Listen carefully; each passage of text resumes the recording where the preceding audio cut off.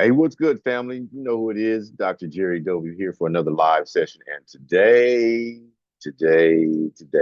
I've got this young lion by the name of Tyler Watts.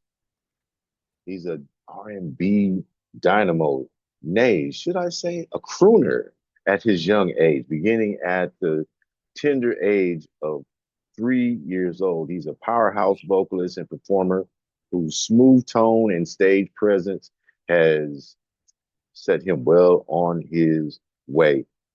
He presents well beyond his years. Mentioned by the late, mentored by the late great Betty Wright. Y'all remember her? She did the FU Symphony and all that good stuff, stuff that was very popular when I was coming up. But amazing. And you're co-signed by Jacquees. And actually, we got a nice little tidbit because he's actually on Jacquees' label, FYB Records, if I'm not mistaken.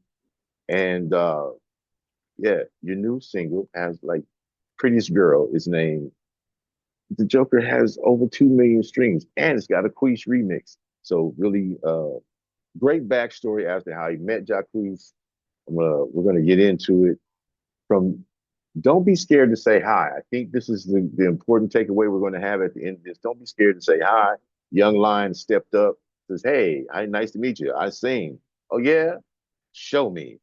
And got down on the spot. And the next thing you know, the conversation was had, the motion was made, and here we are today. Tyler Watts. Appreciate you. Hey, Pops, how you doing?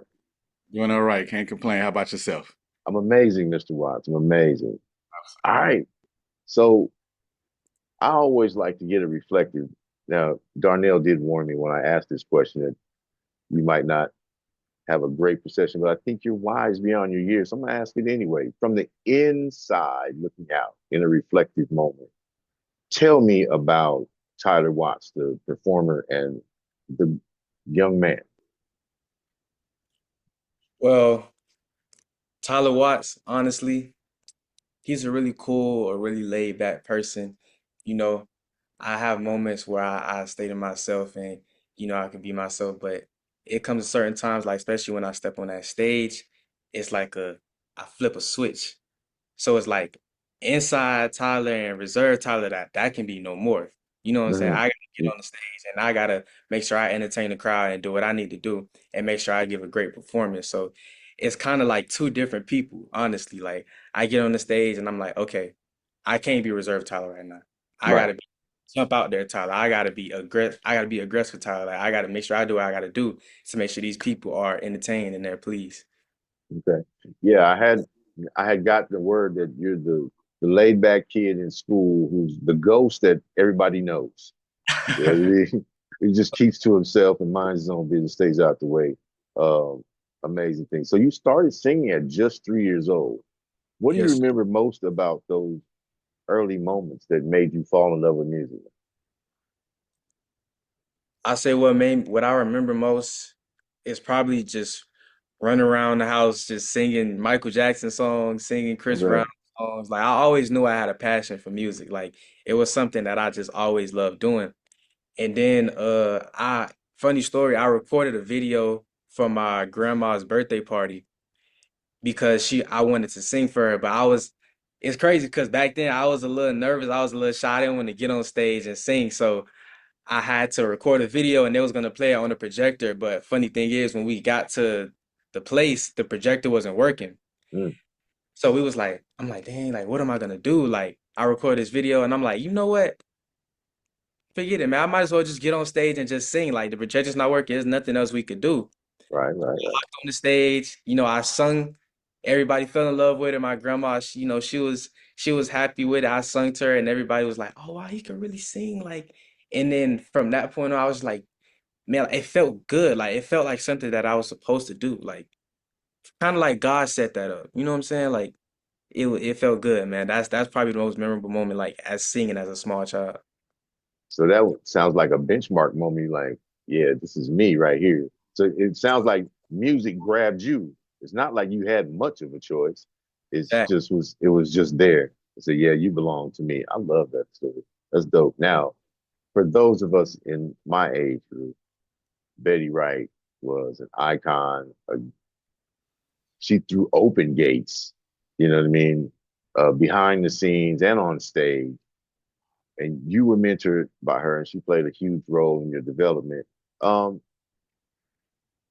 I don't want to ask the standard question, but how did you get hooked up with Betty Wright? But I would like to know, what's one lesson from her that still guides you every time you step into the studio or on stage? And you can throw in the bonus round with how y'all came together too, if you like.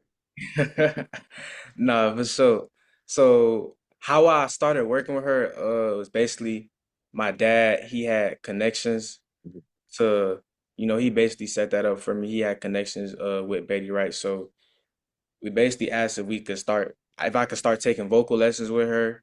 And I pulled up to her house and she agreed, and it basically happened from there. But I could say one thing that she kind of taught me. I'll say one funny thing that she kind of told me was to stay on beat. Cause back, yeah, I low key like I was a part of this group that she got me in with too. It's called Little Dreamers Foundations.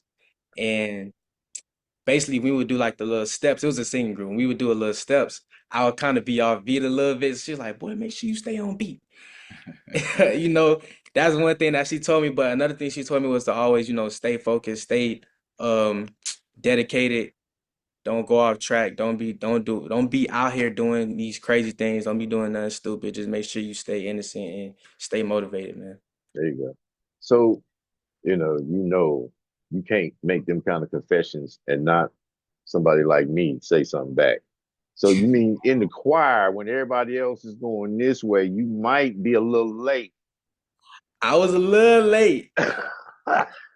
Going, Yeah, I was a little late. I caught on though. Eventually, I caught on, but in the you was, beginning, I had a little I trouble.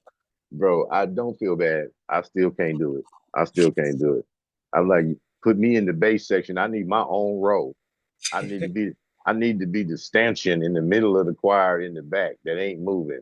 Just my mouth, you know what I mean? Little Dreamers, amazing program put on by Phil Collins.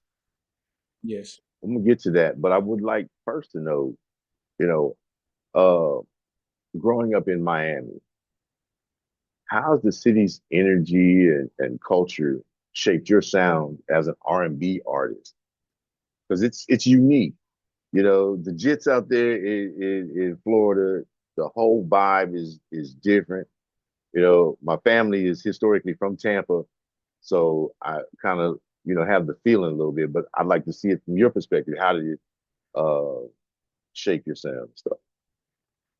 Nah, I feel you. It's definitely different out here in Miami. Like you said, most of these jits, they not doing R&B. I feel like I'm one of the only youngins out here in Miami specifically that's really doing R&B and tapped in with it for real. Like, most of them is rappers and things like that. So I feel like it's definitely unique. But I love the city of Miami, man. Like they've always been supportive of me, from day one. Like my circle, especially like my family and people who pull up to my events, like they've always been showing me love since day one. Like it's definitely helped as far as like my journey. So yeah, that Miami is a great place, man. Okay, okay. Now performing alongside Phil Collins and Betty Wright through the Little Dreamers Foundation, what did that experience teach you about professionalism and artistry? It taught me a lot. It honestly taught me that I could be one of the greats because I was on stage performing alongside of a couple of the greats, and it really just inspired me. Like I could be them. Like if I stay hardworking, I stay motivated, I stay dedicated, I could really be them, and it just inspired me to want to get up there. Okay. You talked about courage at the opener, you know what I mean? Having the courage to say hello and, you know, shoot your shot, your 2 minute pitch if you're a business person, your elevator pitch if you're on the corporate side. But as an artist, you know, uh, meeting someone who you admire and who would eventually become a mentor, it could take, a little extra. Can I, you know, I could sing, you go beyond the high. Can I get a photo, and et cetera, et cetera. So you met Jacquees during a concert meet and greet, and that changed your life. So What was it about that moment that led to the Prettiest Girl, uh, Quemix, Okay. and ultimately signing to FYB Records? Yeah, man. So basically, like you said, I opened up for him. He was on his Sincerely for You tour in 2023. I opened up for him, and obviously he's one of my favorite artists. So I wanted to stay after and meet him. And I stayed after for his meet and greet, like you said, and then I told him that I opened up for him, and then he was like, sing some. So Mm. I sang something for him. He was like, okay, okay, sing something else. So I sung something else for him. He was like, "Look, bro, you hard, bro." Like Mm. he told me, he was like, you the best singing youngin I done heard sing for me in person." I was like, yeah. He was like, real talk. Like he said, who you signed to? I said, I'm not signed to nobody. He was like, okay, you signed to us. Ha, ha, ha. Yes, Yeah, sir. like, that's how it happened. I promise you, that's how it happened. And then ever since then, he kept his word. He been locked in with me ever since. And around March of 2024, that's when we actually started getting into the studio, to working together. And how the Prettiest Girl song came about, we was in the studio and we heard the beat, and everybody in the studio instantly fell in love with the beat. So, I'm still working on my pen game. So he was in the studio recording a reference for me so I can get in there and put my little sauce on it, put my little spin on it, do it my way. And he heard the beat and he was like, "Little bro, you got any pretty girls at your school?" I said, "Yeah." And I don't know why, but instantly to his head, he just thought of, "You might be the prettiest girl I've ever seen." Like that's literally how it happened right there. And I was like, yeah, that's it. That's it. Mm. That's a hit. Even my sister was in the studio and I was recording it too. She was like, yeah, Tyler, that's a hit. Yeah. Real. Hey, I got to point out, y'all, 4 million people just heard you sing live. I'm not an engineer. Everybody knows my little lives don't be. Ain't no engineer in here. Ain't no sound correction. Exactly how he just sounded is exactly how he sounds on that daggone record. Nah, for Okay, heads up. I mean, there wasn't no shade on nobody. I'm just saying. This young lion just blasted us. You put the record on, put him on, it sounds the same. The mix wasn't messed up. The engineer didn't add nothing funky. You know what I mean? He sounds like that. That's a nah, musician. that's how we That's a do singer. Sanger. it. Right. Yeah, that's how we do it. I'm loving it. Natural. Uh yeah, and no shade to people who have to have or who enjoy using enhancements. That Right. was no shade. I'm just saying. When he hits the mic on the stage, this is what you're gonna get. You just heard it live, exclusively, right here.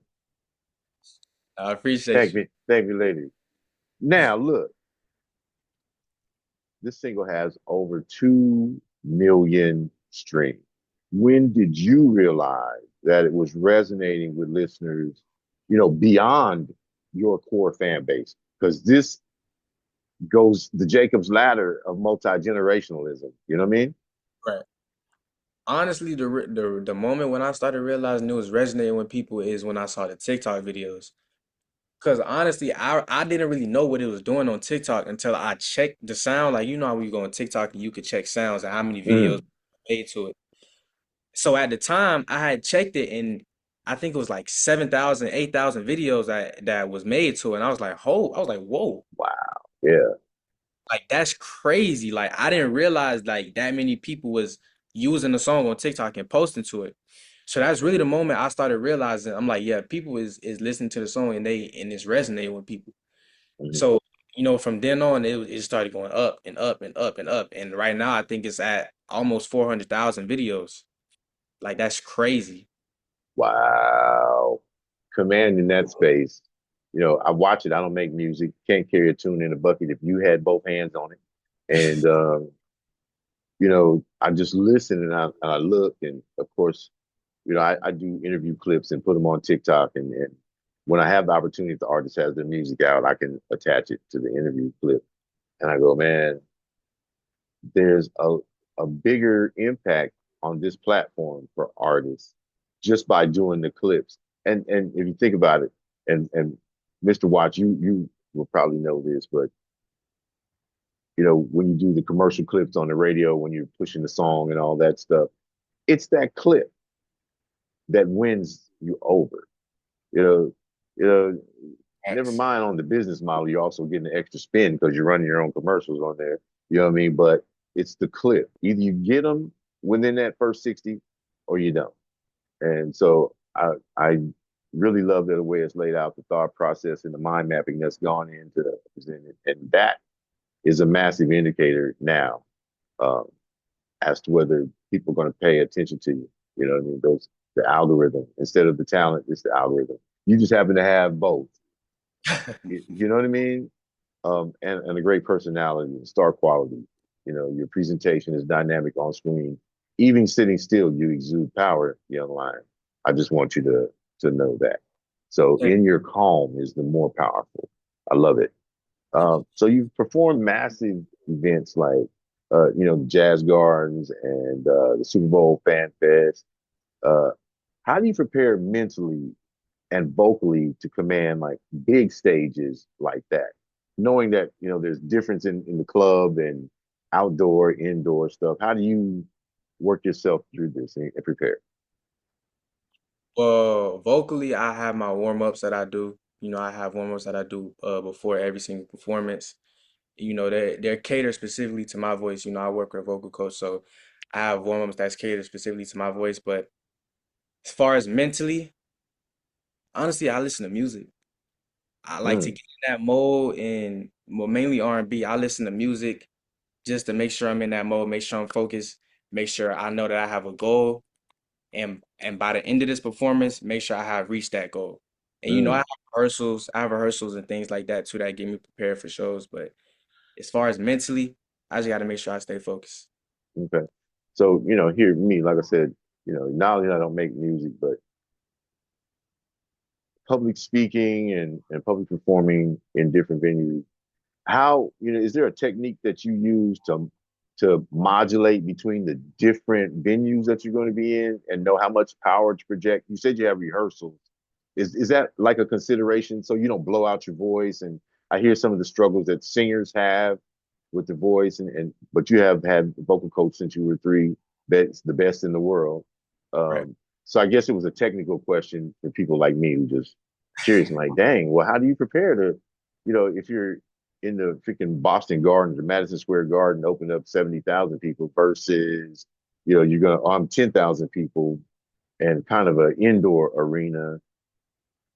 Is the microphone or this is a sound check question. It might be too technical. We don't even have to go there, but I'm just having fun with you. And so thank you for allowing this to go from interview to conversation because you're really giving me some valuable information. Our listeners and our viewers are getting a valuable engagement, and we're learning some stuff about you as a person. So I just want to sneak in that little technical question. Forgive me for going off track, but it's just the fun stuff. So No, for anyway, sure. so style, fashion, obviously, are huge things in this day and age. And you have your own clothing line. How does fashion play a part in your identity um, as both an artist and a brand? I feel like fashion plays a big part of my identity because I love fashion. I've loved fashion for a long time, and it's kind of it's kind of the thing that me and my mama have in common because she loves fashion too. So that's the thing. Like especially when we picking out my outfits for shows, like we could just work together and just be like, oh, this for this kind of show, I think we could wear this kind of outfit, or for that kind of show, we could wear that kind of outfit. I just love fashion. I've always have. And Okay, mama is like she's basically my stylist too. So. I understood you say that when you put that out there. I'm like, man, I need a stylist. Mom, where you at? I need help. I need help. I retired military. I've been in uniform and boots since I was 18. And so, having just retired in 2013, I come out and go like, what the heck are y'all wearing? You know, grown men looking like, youngsters and all flat. So I've never been a flashy person or concerned with the nuances. When you're looking at your line, what are some of the things that you consider? And go ahead and give me some of that youthful energy and education so I can know what I should be. Because I can't wear what you wearing. Look at that. You look fly, but I know I can't do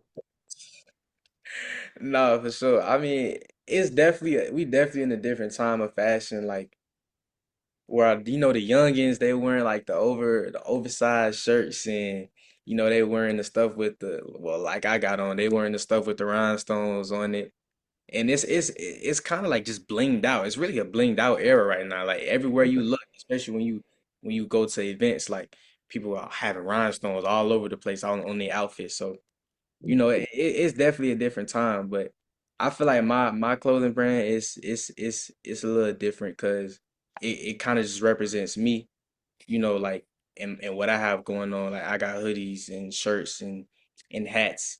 And I honestly I just see sometimes I just see people wearing my clothes when I go out. Ooh, Like okay. yeah, Okay. like it's crazy. Like I'll just see somebody with a Tyler Watts hoodie. Like if I'm just going to Walmart or something, I'd be like, that's crazy.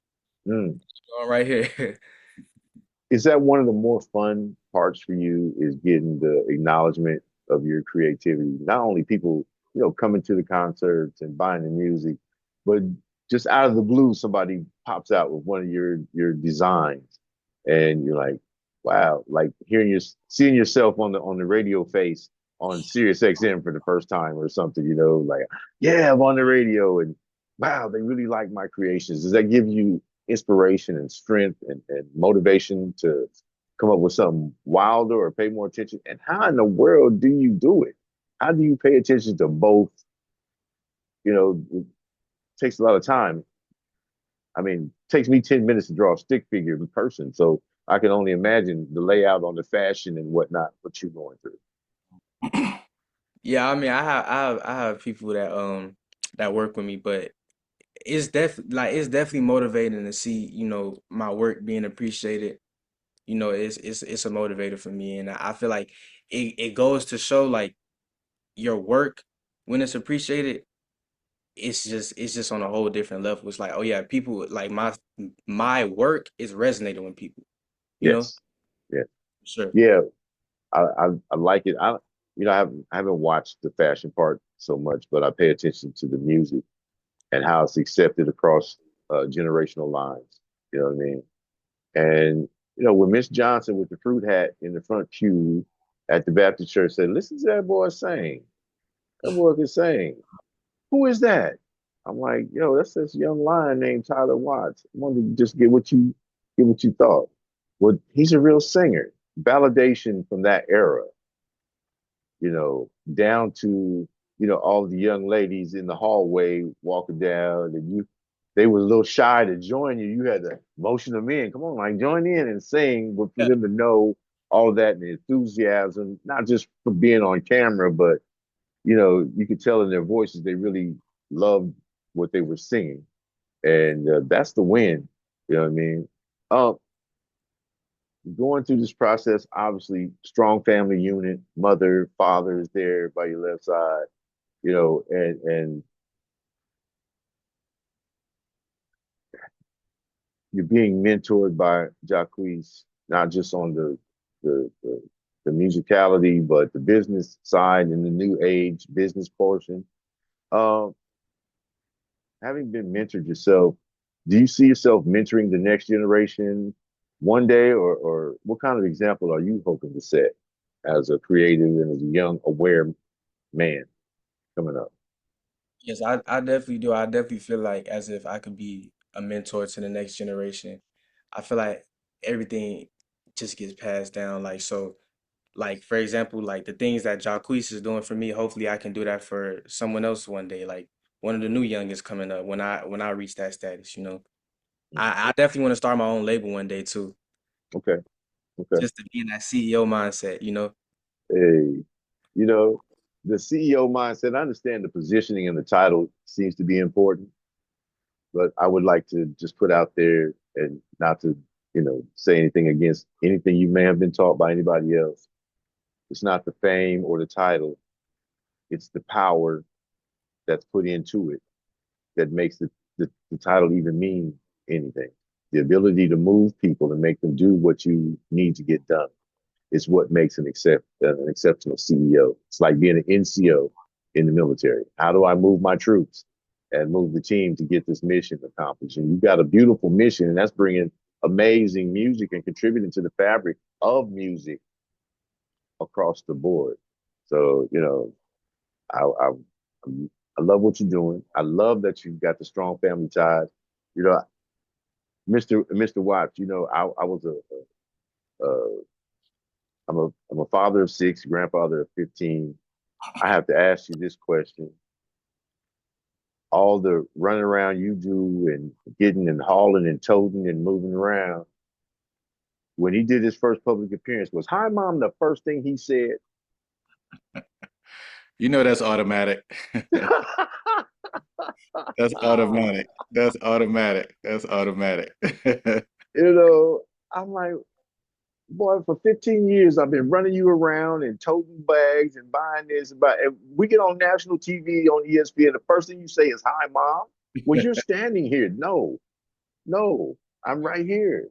I'm not chopped liver. So Right. I think that's a funny thing that all parents who support, motivated children go through is learn how to stay out the way, Yeah. and at the same time protecting them. I have, bring Dad in here real quick, Mr. Watts. What has been your greatest joy in watching this journey and the transformation? And what have you learned as a, parent participant in the business process? Um, well, first I'll say is like being with and being around Betty Wright, like we learned a lot from her too. And and still got a lot more to learn, but just like being new to the industry and to the business, like she taught us a lot and certain things to look out for and certain things to listen to, and certain things that if it becomes alarming, if it don't seem right, I mean it's not right. A lot of stuff like that.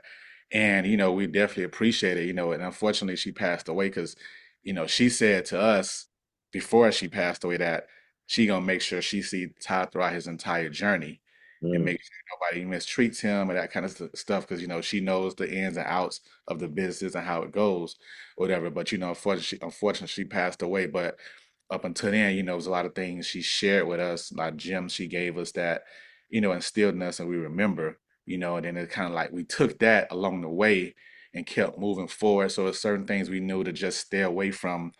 And we also learned to just be patient, mm, because everybody gonna come to you with, I can do this, I can do that, I can help you with this. We stayed the course until it felt right. You know, mhm, even before Jacquees came in the picture, there was certain people, certain situations that came about that just didn't feel right, and we just didn't do it. Because we here for we know it's not a sprint, it's a marathon, and we right. know it's not going to happen overnight. So we just stayed true to it, stayed the course.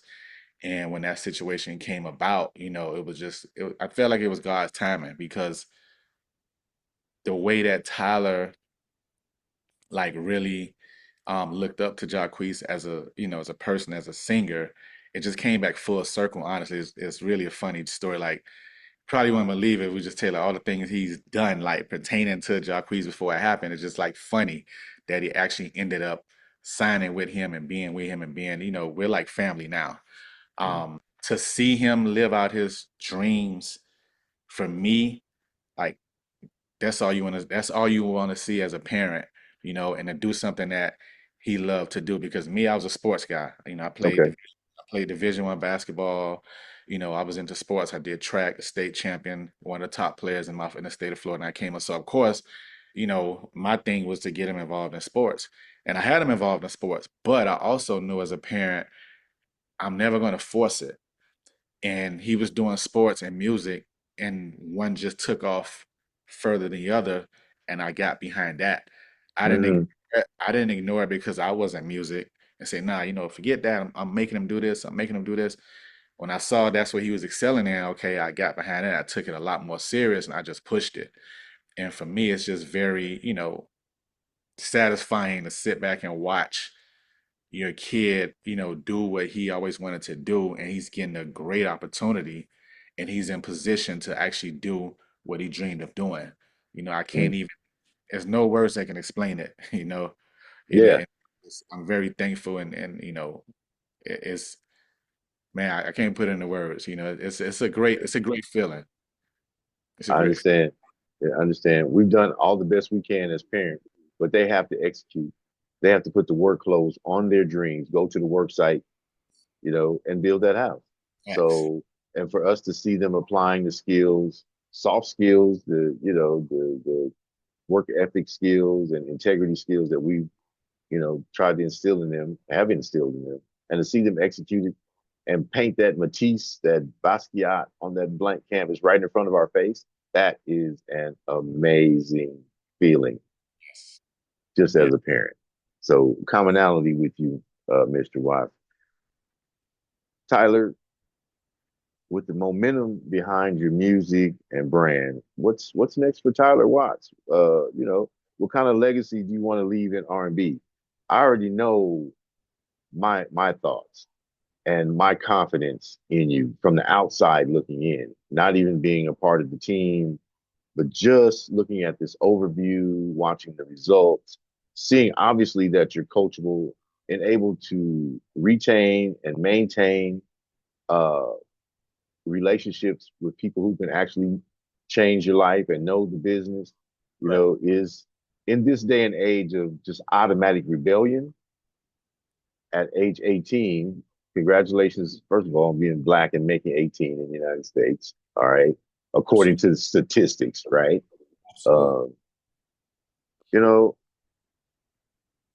it's a long, convoluted question, but it's a congratulations and a salute to you.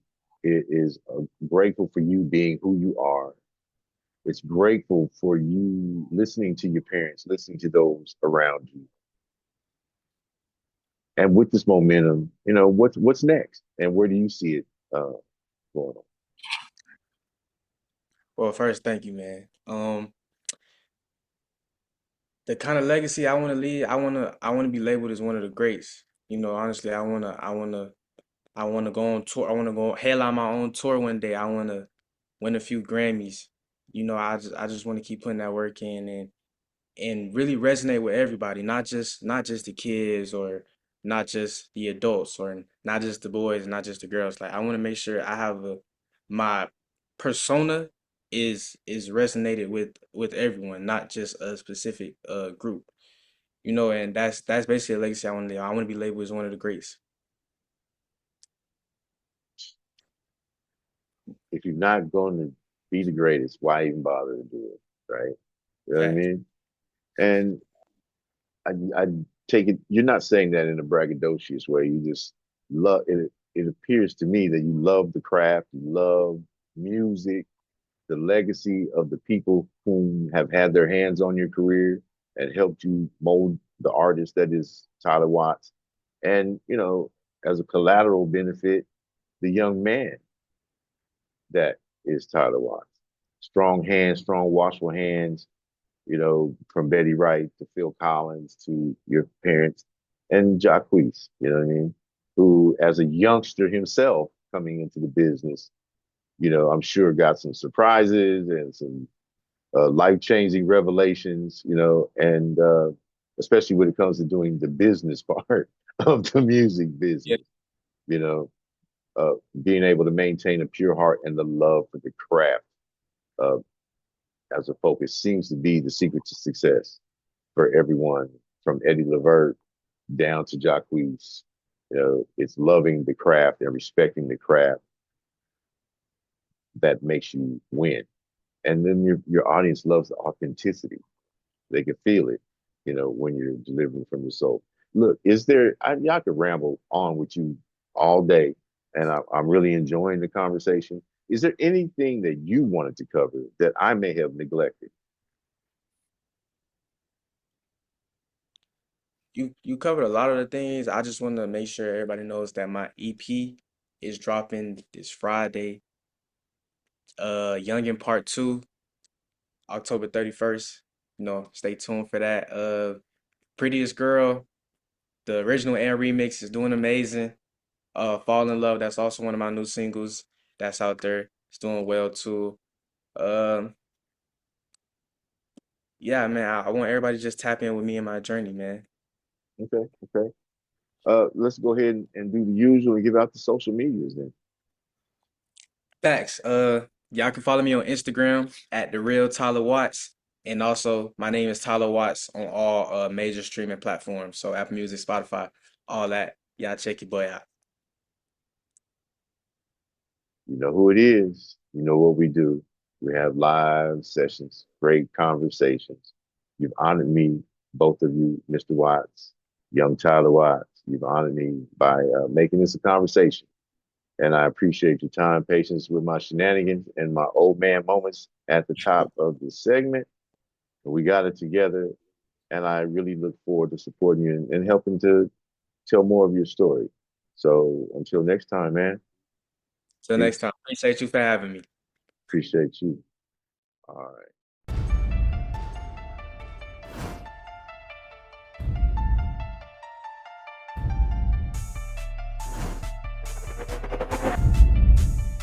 As an artist, we should reflect the time. Why you so talented? Cause I'm black. Why you so amazing? Cause I'm black. Really important that we build characters so that people understand their story matters. 2 Chainz and I both are just really into good food. And when you know you are royalty, you will only aim in life to be royalty. We're doing it right now. I don't give a damn what they say about me. Yes, I called your ass out. I know I shouldn't be saying this kind of. Shout out the Hype Magazine Network. Shout out to the Hype Magazine Network.